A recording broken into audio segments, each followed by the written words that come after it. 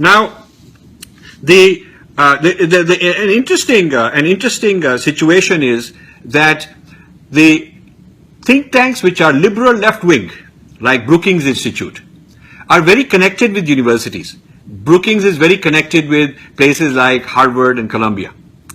But then the right wing, like Heritage Foundation, is one of the largest, very prestigious, big Republican right-wing kind of think tank. They are not so connected with these Ivy League universities because, in fact, they feel that they have to counteract them. They are as upset and angry at the liberal left, critique and all that like people like me would be. So, in fact, I have a lot of people in the right-wing conservative think tanks that I rely on their critiques about the academy. A lot of things that I find wrong in the academy, I look at the outputs and the products of the conservative think tanks, and they have done this job also.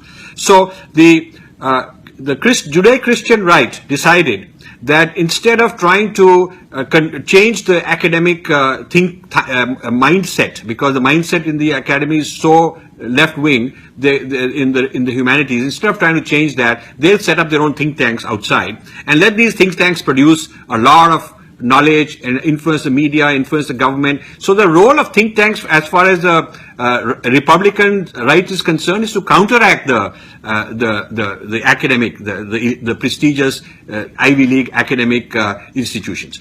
On the other hand, the left-wing think tanks like Brookings are in alignment with the academic institutions. So when a think tank produces a report on India, it automatically assumes Aryan theory without having done their own research, because the professor at Harvard has written that, and the professor at Columbia has written that.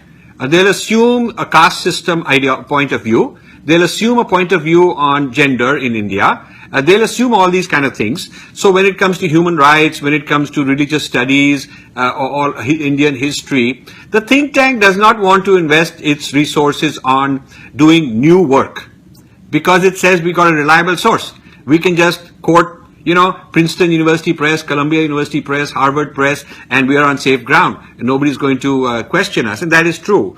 That the foundation that the academic people have built on basic premises, basic interpretations, is very difficult to kind of challenge in the American society, because they've just been very good at the politics of managing this discourse.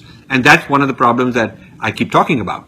So think tanks are one way of breaking in.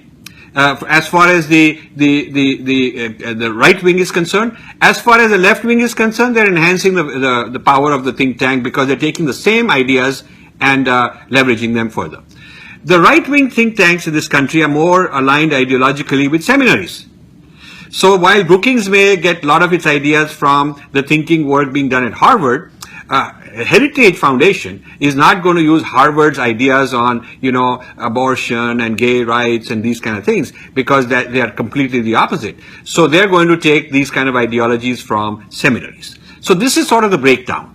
Yeah, the foundational research and positions are taken by Ivy League for the liberal left, and for seminary type things for the right wing, Christian, Judeo-Christian, and then there are think tanks based on both of these. This is a very elaborate ecosystem. It is not an easy one to figure out. You've got to spend a lot of time and figure out how this moving parts work, who is who, and so on. If you think you figured out one individual isolated product from a think tank and you like it and therefore you're going to support them, you are very naive. You cannot judge the whole system, and you cannot start engaging anybody without having studied, the entire system. Okay? So that's one of the things I want to convey. और हमारे देश के लिए अगर सबसे बड़ी एक समाज की मन में एक आवश्यकता है, तो हमारी सोसाइटी हिस्ट्री कॉन्शियस होनी चाहिए. इतिहास को भुला देने वाली समाज व्यवस्था नहीं होनी चाहिए.